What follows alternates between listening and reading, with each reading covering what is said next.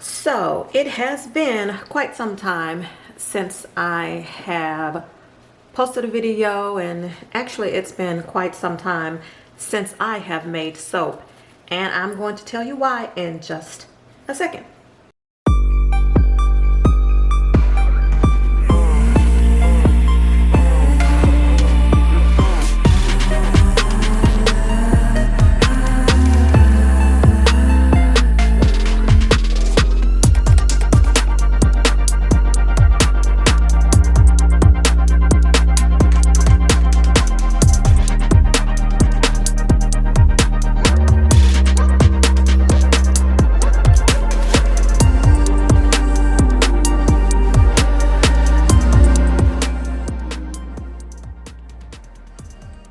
Thank you guys so much for joining me for another video. If you're already a subscriber, welcome back to my channel. If you are new here, go ahead and click that subscribe button and watch me make soap on a weekly basis. Soap or sometimes other things as well on a weekly basis.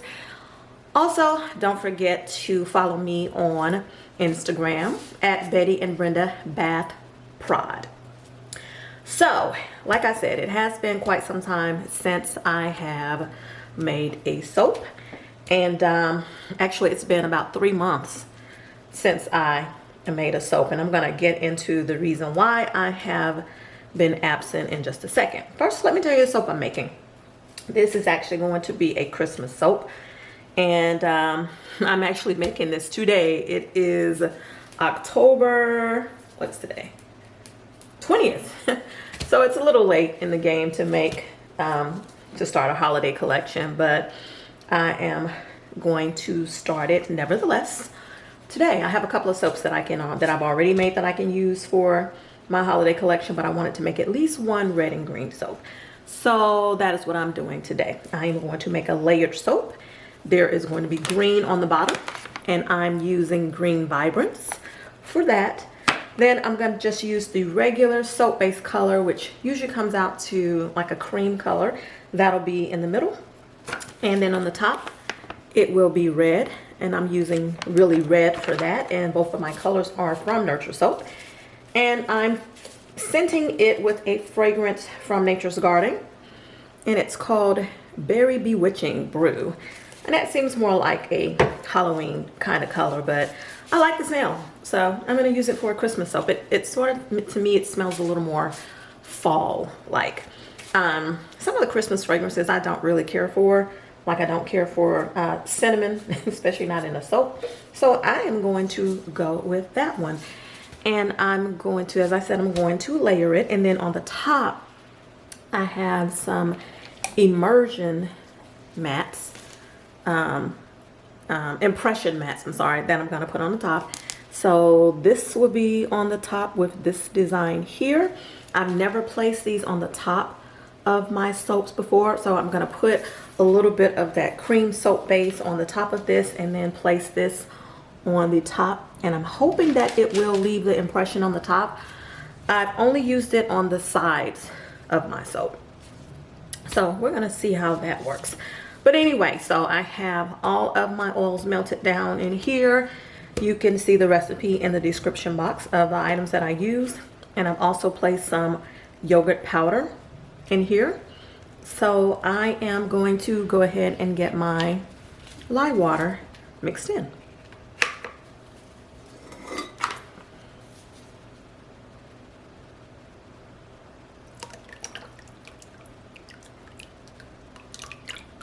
And of course, you know, I have on all my protective gear. I have on my gloves and my glasses and my mask. And now that I have poured my lye water in, let's get ready to make some soap.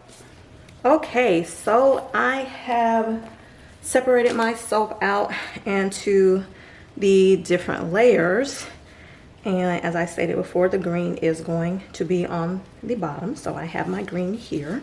Why haven't I been posting in quite some time? Even on my social media pages, I haven't really been posting. And as I said, if you follow me on Instagram or even Facebook, you'll know why. I put a video out explaining why the long absence. Okay, so I have mixed that quite a bit and got it to a rather thicker trace because I need it to set up pretty quickly because it's on the bottom. But okay, so I have been gone for quite some time because on July 26th of this year, my sister went into, yes, I have an older sister. She went into a surgery. It was an outpatient procedure. Supposed to be a rather simple outpatient procedure, nothing serious, and she was actually having some fibroid tumors. They were going to shrink them because they had gotten, you know, to a really uncomfortable size, and they were giving her some problems. So not even removing them, they were just shrinking them. And she went in, the surgery went well. She came home, and a few hours later, forgive me for that, a few hours later she passed away. Unexpectedly, she passed away. My niece called me on the phone. You know, of course I was at home and actually I won't forget, my husband and I were actually making dinner together. She called me, she was crying in the phone, and I had just asked, you know, sent them a message because, you know, of course they won't let everyone go to the hospital or anything like that now because of COVID. So whereas I would normally have been there, her fiance took her to this appointment. But my niece called me, she's crying in the phone, my mom's dying, you know, and I'm thinking, no, is she still breathing? Is she still breathing? And she's crying in the phone, and she was still breathing at the time, and I just fell to my knees and started praying. And even now, you know, I'm trying to talk about this without breaking down. I'm gonna go ahead and mix up this middle layer.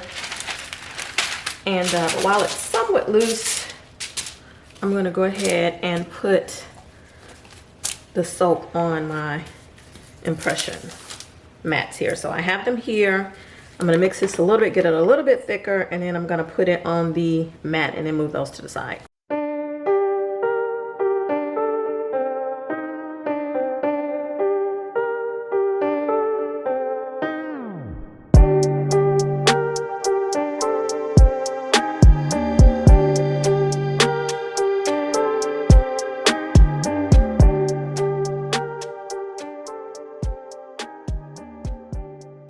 The paramedics finally got there, and they couldn't get her back, and I just gave the phone to my husband because, you know, I knew that it was taking too long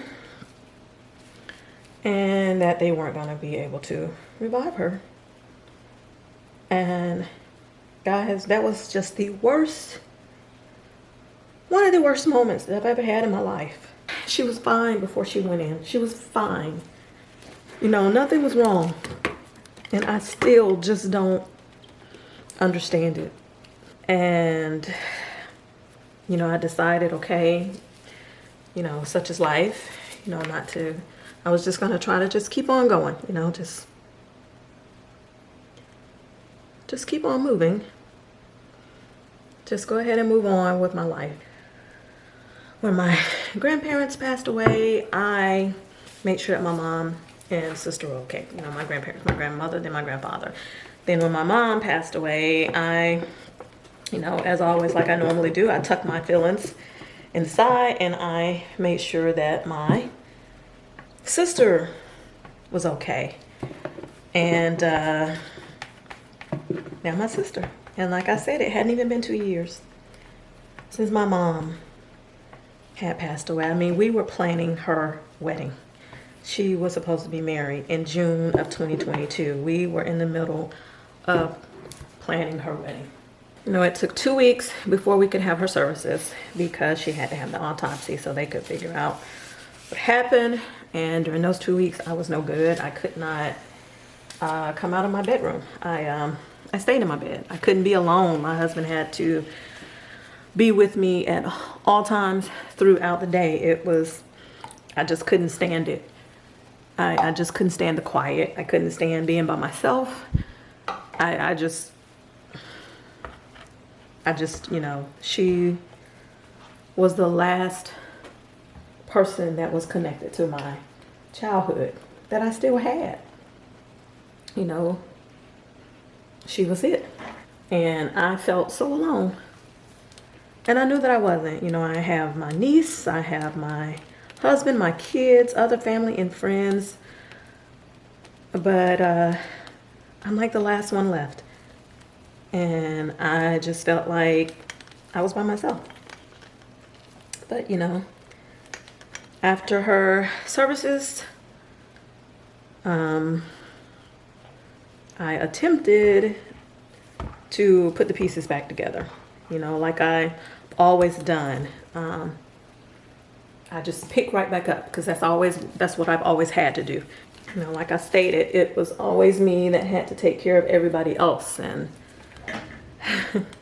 I'm used to doing that. I'm used to just tucking everything away and just getting back to life. And I tried to do that, but y'all, my body would not allow me to do that. I started having headaches, really, really bad headaches. And it got so bad that I went to the emergency room because of it. And they said, oh, you just have tension headaches. So I just came home, you know, just went on and said, okay, it must be what it is. But then the headaches got worse, and then it got to the point where I could not even lie down on my bed. I mean, it felt like fluid was moving inside my head. And when I attempted to lay down, whichever position I tried to lay in, the fluid or the feeling, it felt like fluid, would go to whichever side that I tried to lay down on. And it hurt so bad that I just couldn't. I couldn't lie down.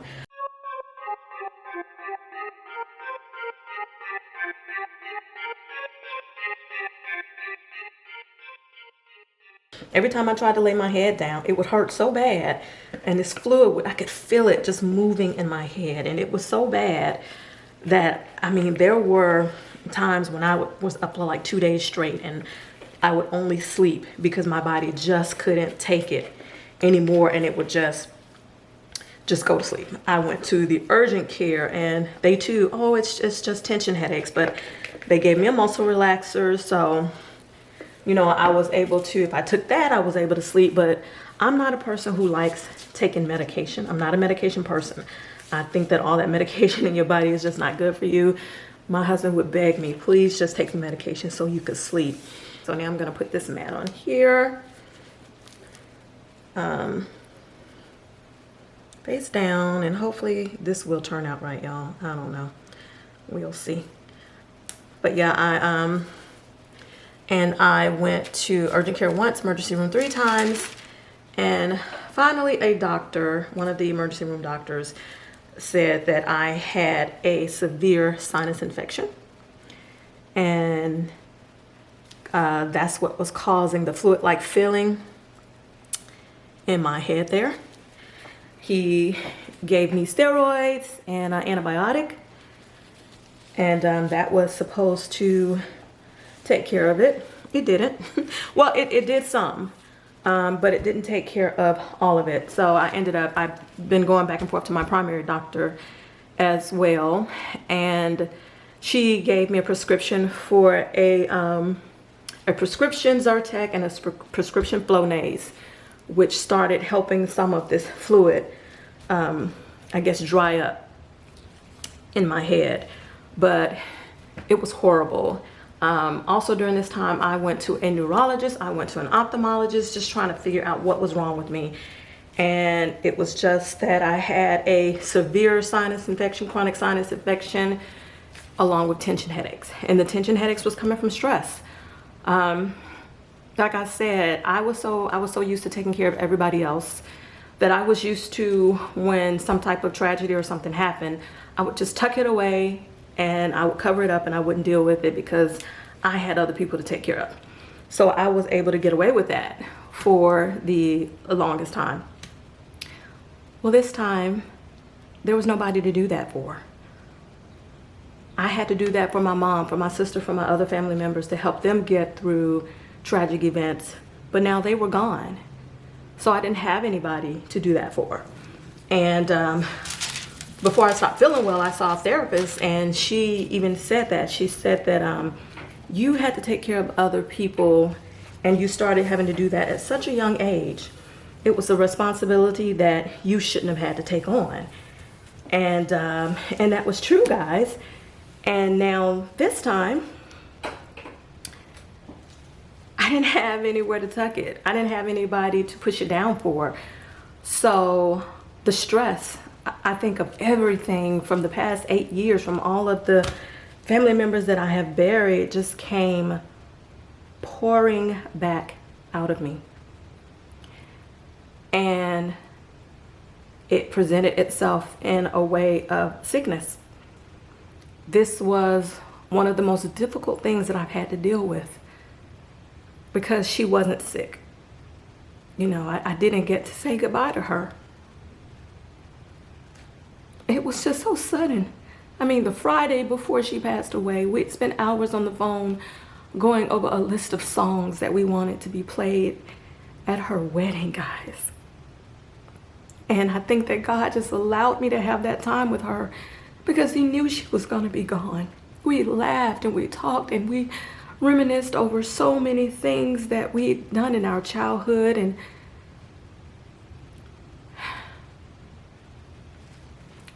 she's gone. And now I have to learn how to live my life without her. But I think my body, it needed to come out. I think that the Lord said, no, you're not going to jump up this time and try to bury that away because it's not good to do that anyway. I had to deal with it. I couldn't do anything else but sit in my bed and deal with it. And guys, I have never cried so many tears in my life. All I did for 2.5 months was cry. And I'm still seeing my therapist because I know in the Black community, we don't see therapists a lot. You know, that's kind of taboo. But it's not bad. You have to get this stuff out. You have to be able to talk to somebody. And yes, I can talk to my husband, my kids, my family, but they don't have the tools to help you deal with the anxiety and the stress and the grief like a professional can. And I'm sorry, I know this video is running long here, but I just wanted to let you guys know, number one, that's where I've been. Number two, if you are a person like me who usually helps everybody else but don't help yourself, stop doing that. It catches up with you eventually, and it catches up with you in such a difficult way. Stop doing that. Take care of yourself. Number three, therapy is a good tool. It is a good thing to have. It is good to be able to talk to someone about the things that are going on with your life. But anyway, so that is where I have been. Very long story there. I am going to start back posting my videos. Some of them are going to be really old because these videos were supposed to come out quite some time ago. They are of soaps that should have been sold in the summertime. You know, some soaps with mermaids on them and bright colors that are more warm weather soaps. But I'm going to post those videos anyway because I made them. And I want you guys to see them. So it's been about a day and a half since I made the soap, and I have it here on a cutter with the immersion mat on the top. Looks like it did pretty good. You know, like I said, it's been 3 months since I made a soap, so I really wanted to do just a basic kind of soap just to get me back into it. And now I am going to try to peel this off, and hopefully the white that I put on the mat will come off on the soap. Okay, so let's get this off. I'm gonna go really slowly here, so hopefully it will stay on the soap.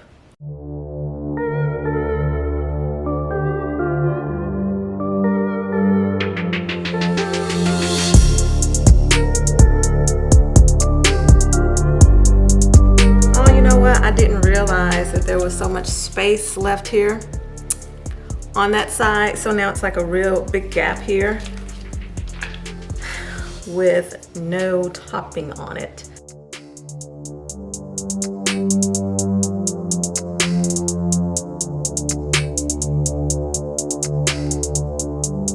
Oh, I hate I missed that spot right there. And you know, I wasn't so much worried about this edge of it because that's always my little sample piece, but now I'm gonna have to have a sample piece right here as well. But it's really cute. I like the way that it turned out. This week was the first week that I had really been able to dive back into doing any work at all. Prior to this week, when I would try to get up, and I'm trying to line this up so I won't cut into the lace with my sample. But I try to get up and I try to do stuff and my head would just start hurting and I would get dizzy and I just wasn't able to do it. But now, first week, I am able to get up and actually do some things. And we finally got the report back from the autopsy and they said cardiac arrest. So they're saying she had a heart attack, which is really odd. She didn't have any type of health issues outside of the fibroid tumors, but you know, whatever. Not really much we can do about that. I don't know, maybe it was the stress from the procedure that caused it. I don't know, but that's okay. You know, she's resting now and she's no longer in this crazy world having to deal with all of the craziness that's going on. I do miss her so much. My mom too, my grandmother, my grandfather. It just really does seem incomplete without having them here. But I just have to remind myself that I have to keep going, even though I miss them terribly. You know, life goes on. And we have to find a way to move on without our loved ones. And it's not always easy because you feel, or at least I feel, a certain emptiness inside me. It's just like a place in my heart that's just vacant. But I am learning to, you know, nothing's ever going to fill those empty spots. But I'm still here. I still have life to live and I still have plenty of people that depend on me and plenty of people that love me. Because for a minute there, you know, I didn't even want to plan anything. I'm like, what's the point of planning out things for life when you just never know if you're going to even have the moment to do those things? You know, because we were planning for her. We were planning, like I said, for her wedding and all of these things and things we wanted to do. And you know, guys, I was in a really, really sad and dark place for a minute there. Because I truly was like, I'm not going to plan anything, because why? You know, but it took me a minute to get out of that. But now, you know, looking back, I can appreciate that time that I was sick because it forced me to deal with the hurt. I couldn't just jump back up. It forced me to really sit in it. It was really dark and sad there for a minute, but it forced me to figure it out, you know, figure out how to keep life going. And I'm thankful for that. But anyway, so here is the soap. It will be a holiday soap because of the colors, the red, the cream, and the green with the pretty lace on the top. Don't forget to subscribe to my channel if you're not already subscribed. Click that notification bell so you'll know when I put out new videos. And follow me on Instagram at Betty and Brenda Bath Prod. I will start posting regularly again, I promise. It's just that I haven't been doing anything, so I really didn't have anything to post. Definitely leave me a comment. Let me know what you think about the soap, and let me know, what do you think about therapy and counseling? Do you think it's something good, or are you a type that would rather just take it to the Lord in prayer, or friends and family? So this is my soap, and I will post videos regularly going forward, and I will chat with you guys later. Bye.